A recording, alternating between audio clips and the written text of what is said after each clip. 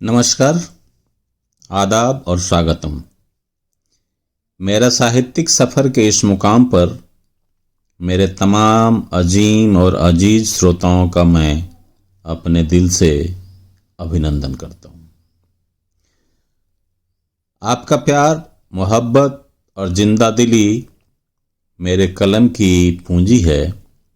आपके लाइक और कमेंट्स मेरी लेखनी को संजीवनी देते हैं। मेरी कविता को सुनना मेरे लिए प्राणवायु से कम नहीं, इल्तिजा उनसे भी है जिन्होंने मेरे एपिसोड तो देखे सुने हैं किंतु चैनल सब्सक्राइब करना छूट गया है। प्लीज़ उनसे चैनल सब्सक्राइब कर लेने का अनुरोध है।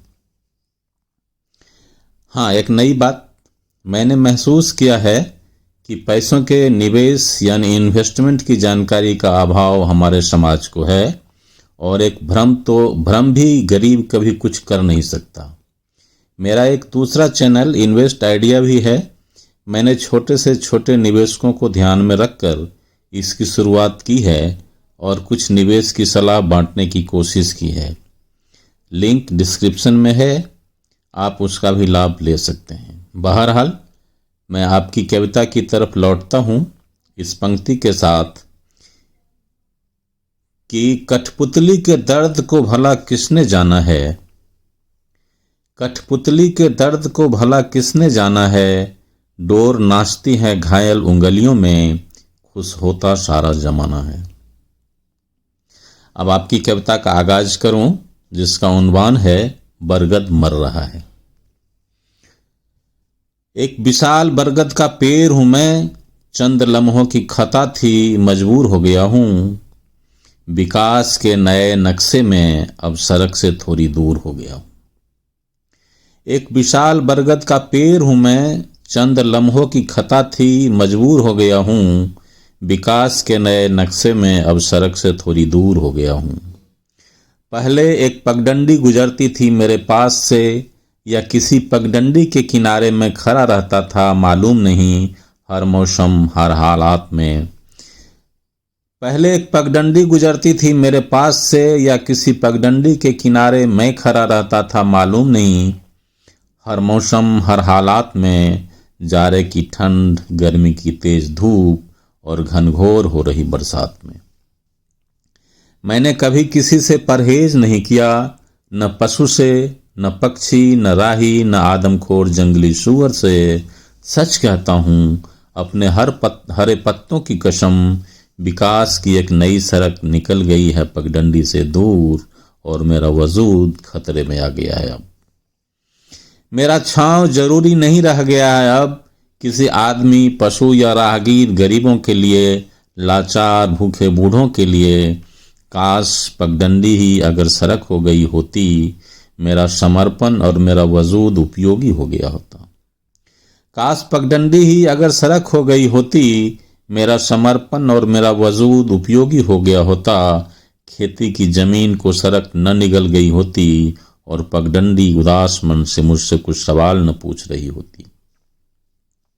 सड़क के नीचे आई गरीबों की उपजाऊ जमीन के लहलहाती फसल और अनाज के दाने अब कहाँ उग रहे होंगे। मैं जानता हूँ कुछ तो बेघर हो गए हैं, न जाने कहाँ गुम हो गए हैं। कुछ वैसे भी हैं जो पहले तो बहुत जरूरी हुआ करते थे, अब नामालूम हो गए हैं। मैं बरगद हूँ कहाँ जाऊँ, मैं बरगद हूँ कहाँ जाऊँ अपना अस्तित्व बचाने। मेरा जिंदा रहना भी अब शायद जरूरी नहीं है। मैं कंक्रीट के प्रस्तावित शहर की जद में आ गया हूँ। मैं पल पल डर भी रहा हूँ, करवटें बदल भी रहा हूँ।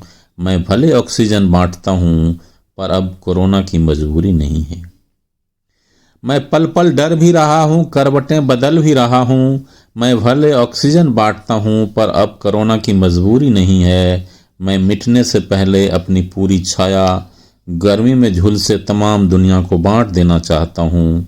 थोड़ा ठहर जाता हूँ, आने वाले भूखे पथिक के पोटली में बंधी रोटी के खा लेने तक मेरी छाया में।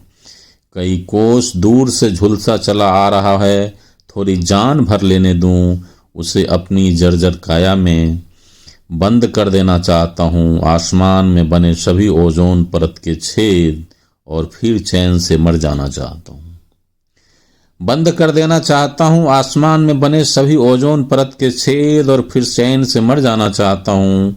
बेमन ही सही, मेरे हाथ पूरी सीध में आसमान की तरफ खड़े हो गए हैं। अब पूछते हैं मुखिया जी के विकास से, बेलिबास संभ्रांतों से, बेजुबानी में कि मुझे कब मरना है।